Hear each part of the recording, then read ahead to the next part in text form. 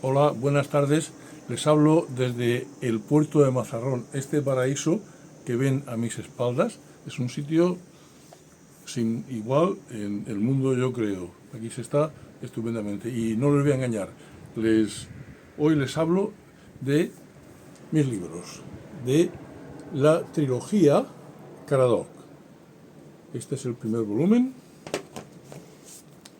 Este es el segundo y el tercero. Forman una trilogía y esa trilogía está dedicada a una pareja. Es una historia romántica, es una historia básicamente de amor, para reivindicar los valores del amor, de la relación que puede haber entre una pareja y lo creativa que puede ser. Pero al mismo tiempo es una historia de intriga, es una historia de una historia negra, una novela negra, donde hay una trama que se desarrolla en otra época distinta. Caradoc se desarrolla básicamente en el siglo XIX y tiene que ver pues con dos personajes. Sintéticamente, él es un lord inglés, que embajador en España, pero antes ha sido protagonista de muchas épocas y de muchas cosas gloriosas para el Imperio Británico. Por ejemplo, hay un capítulo en la primera parte dedicada al bloqueo del estuario del Río de la Plata. Allí se decidió el futuro del comercio entre Europa y América en un conflicto, por un lado, entre las potencias que eran en ese momento la potencia imperial británica y Francia, y por otra parte, pues dos naciones suministradoras de materia prima para el mercado europeo, que eran Argentina y Uruguay. Entonces,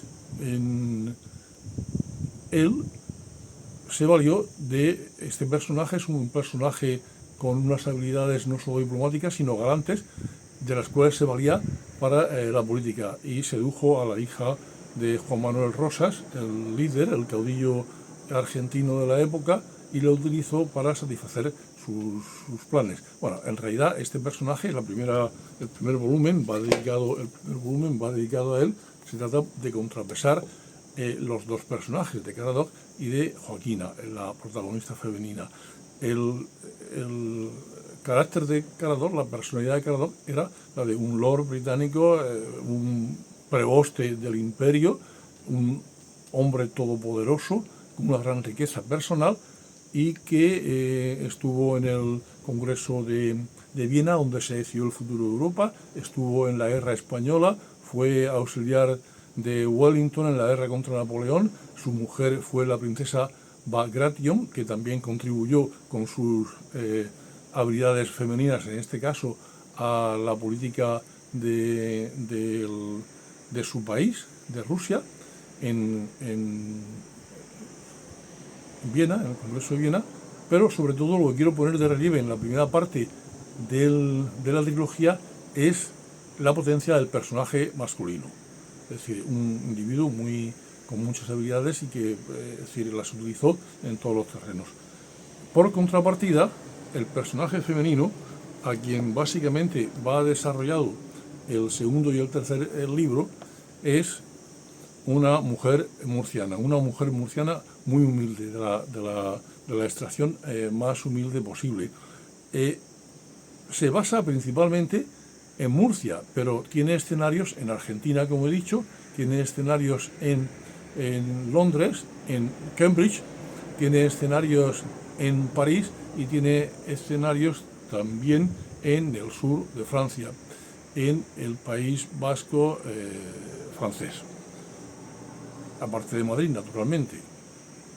Y es una novela que es universal. Los valores que pone de relieve, aunque se desarrolla en buena parte y tiene temas propios de Murcia, es una novela que tiene valores universales. La segunda parte, va dedicada a Joaquina Plana. Joaquina Plana es una mujer, Joaquina Plana Riquelme es una mujer que nace y se cría, tiene su infancia y su adolescencia en la Ermita del Rosario. Nadie ha oído hablar nunca de la Ermita del Rosario. Es un sitio perdido en medio de la Huerta de Murcia. Bueno, a todo esto tengo que decir que cuál es el leitmotiv de la trilogía. Es una casa, un palacio victoriano, en plena Huerta de Murcia.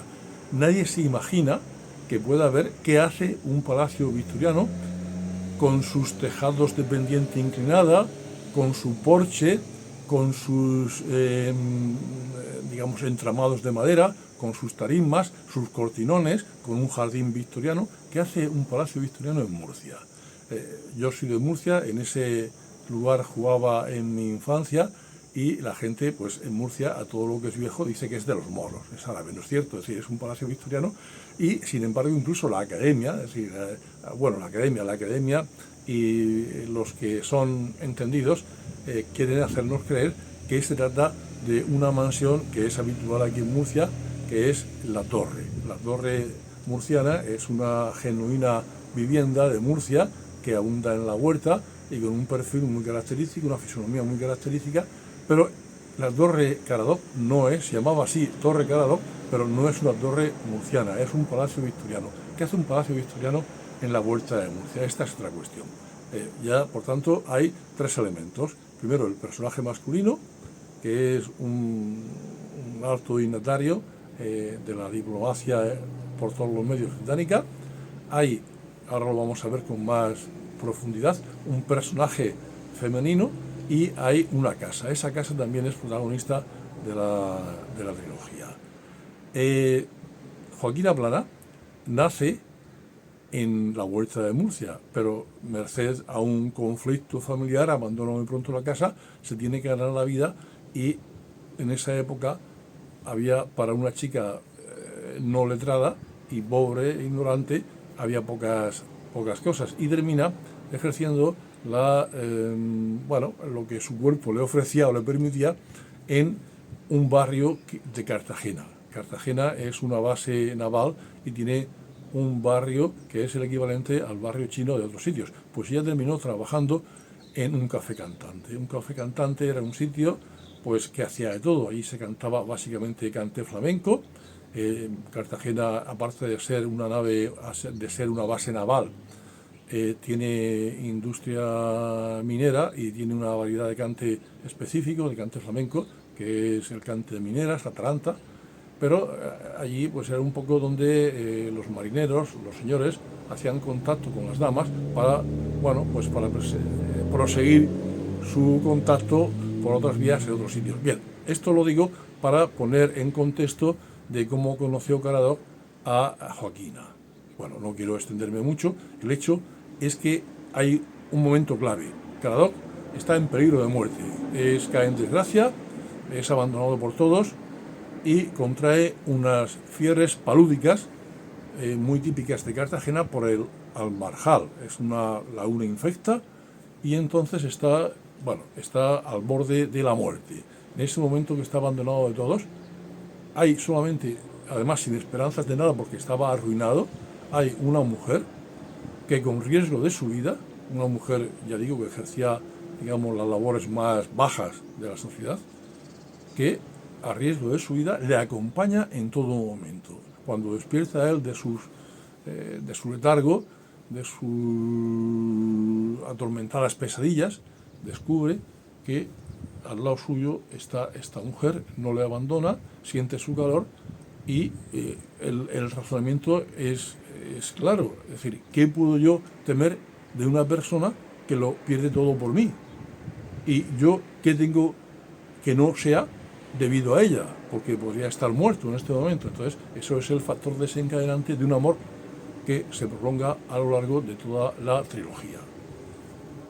Joaquina, una mujer muy pobre, socialmente pues en una mala posición, y que contrae un amor con un personaje que es lo más en el mundo. Bueno, pues a partir de aquí se recuperan el tercer volumen. Hay una epifanía. Joaquina ya no es la mujer cantante del café cantante, es una señora de Murcia, maneja dinero y poder en la sociedad murciana, se ha ilustrado, ha recorrido Europa, ha visto lo que en ese momento es más importante, que es Londres, donde la sociedad industrial y comercial capitalista se está desarrollando, conoce sus trucos, sus secretos, y con todo esto regresa a Murcia. Y allí, pues no quiero desvelar tampoco grandes cuestiones de la trilogía, pero la sociedad murciana es muy particular, y aquí pues se pone de manifiesto como en un momento en que la Murcia está en pleno desarrollo, no se puede decir que ha surgido de sus cenizas pasadas, merced a, pues a la industria de la seda, a la industria de la conserva, al tren. Caradoc lleva el tren a Murcia, y sobre todo merced a su participación en la guerra de sucesión, pues Murcia es, dentro del marco de España, es una relativa comunidad floreciente, y tiene una sociedad muy particular. Bueno, y luego está, esto ahí lo dejo, luego está la segunda trama. La segunda trama es una trama negra. Caradoc tiene una gran riqueza y un gran legado que trae a la Torre Caradoc de Murcia. Ese legado ha desaparecido, los herederos lo han dilapidado, lo han vendido todo, y han dilapidado el dinero. Actualmente no hay nada, es decir, todo eso, incluso pues el propio edificio está en riesgo de ruina. Pero en ese legado que Caradoc trae, que John Hobart Caradoc, segundo Lord Howden, así era un noble británico, el segundo Lord, el segundo varón de una sucesión él era miembro de la Cámara de los Lores, estudia en Eton, que es donde estudiaban los poderosos, los ricos, los niños ricos y nobles del Reino Unido. Pues él trae todo su legado a Murcia, constituido, no solamente tiene un legado familiar de cuadros y de esculturas, sino que tiene una fortuna que ha ido recaudando. La gente no es tonta, es decir, cuando él ha hecho favores a Rosas, o ha hecho favores al gobierno británico, o ha hecho favores a las potencias europeas, a la reina de España, a los tenedores de los bonos del Tesoro de España, él ha ido pues juntando una fortuna considerable. Entre ese legado está un cuadro que es el retrato que Thomas Lawrence, el retratista del Imperio Británico, el gran pintor retratista del Imperio Británico, hace a su padre, al primer Lord Howden. Ese cuadro es el único que existe o ha existido durante mucho tiempo en España debido a Thomas Lawrence. Ese cuadro desaparece en extrañas circunstancias. Hay una muerte. Alguien vinculado con eso muere.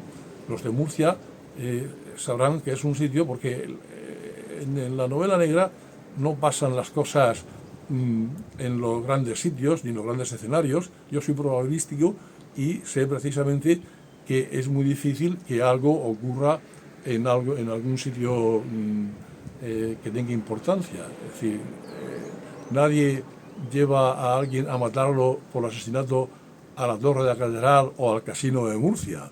La gente muere en sitios anodinos, en circunstancias feas, y este chico muere conduciendo un ciclomotor de la época, una Derby, una moto de lo más humilde, de lo más tirado, en un cruce de carreteras muy normal de Murcia, en el cruce del Alias.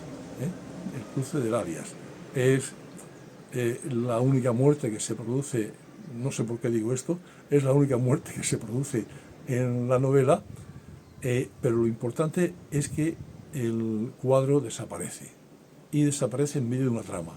Esto sucede en una época, ya no es el siglo XIX, es otra época muy característica para Murcia, muy importante. Es en la época del tardofranquismo, de la dictadura franquista. Hay una época dura, que es la primera, y luego a partir de los años 60, hay un boom de la construcción. Es decir, el régimen, se quiera o no, se consolida, hay un cierto bienestar económico, sobre todo para los constructores. Los constructores que tienen un excedente de dinero que no saben qué hacer para blanquearlo.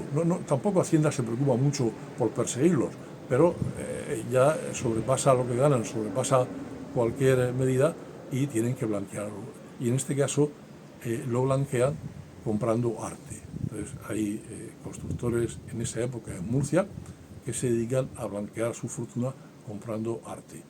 Y en medio de esa Murcia del boom de la construcción, con esos constructores, es donde va a parar el cuadro desaparecido de Sir Thomas Lawrence. Bueno, aquí lo dejo en ciernes de todas las tramas para que ustedes, pues ahora mismo, no solamente en España, sino sobre todo en Latinoamérica, puedan leer Caradoc, la trilogía Caradoc, que, bueno, pues tiene 3 partes. La tercera se llama La Epifanía, y las 2 primeras tienen que ver con frases, no son mías. Alguien, bueno, ya me ha tachado de muchas cosas, pero las frases no son mías. Las frases son femeninas y las frases son pronunciadas por personajes de la novela, personajes nobles de la novela. La segunda parte se llama Jugando con los sentimientos de las mujeres. No soy yo quien piense que él jugaba con los sentimientos de las mujeres. Bueno, es un personaje real, entonces es conocido. Y Lady Holland, una noble inglesa, es quien lo define así. Y la primera parte es define al personaje. Se titula Hacer cualquier cosa para conseguir el efecto deseado. Es un diplomático que no es un maquiavélico a 100%, no se para en mientes para conseguir lo que desea, y donde es muy bueno es seduciendo mujeres. Es el bien plantado, un chico bien plantado. Ustedes pueden ver en Google fotos que tengo de él. Y bueno, y el episodio de Manuelita Rosas, la hija del caudillo argentino, así lo acredita.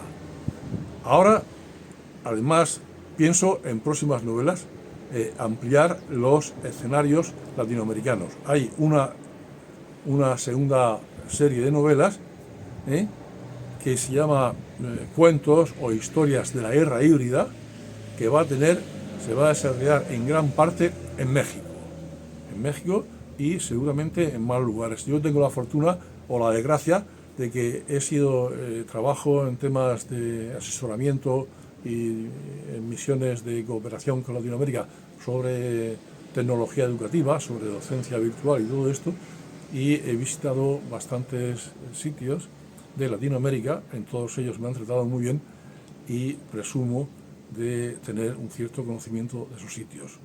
Como en este caso, cuando he hablado de los lugares de Buenos Aires, del entrañable Buenos Aires, y de la casona de Rosas, los bonaerenses no saben que existía un palacio que podría ser el Palacio de Versalles, y que lo hizo Rosas, y que su sucesor, su Sarmiento, por un odio tribal que tenía con él, lo derrumbó. Es decir, esto pasó en Buenos Aires y levantó sobre el solar de la Casa de Rosas, levantó una estatua erigida a sí mismo que encargó nada menos que a Rodin, leyendo en castellano Rodin, leyendo en francés, el del pensiroso, el pensativo, el mismo, o el del beso.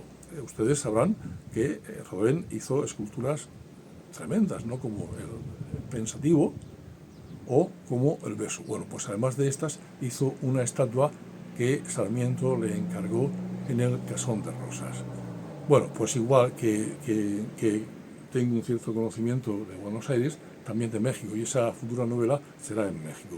Pero mientras tanto, hoy día se puede comprar, merced, todo hay que decirlo, a una magnífica editorial, la editorial Brujas. Hoy se puede comprar este libro o esta trilogía en toda América Latina. Muchas gracias, queridos amigos. Si la leen, que disfruten de ella, y si no, sepan que este humilde escribidor, como diría otro personaje latinoamericano que todos conocen, que hoy se celebra un congreso dedicado a él, este humilde escribidor pues se dedica, además de tecnología educativa, se dedica a la vejez a escribir novelas románticas y intrigas negras. Muchas gracias y sean felices, amigos.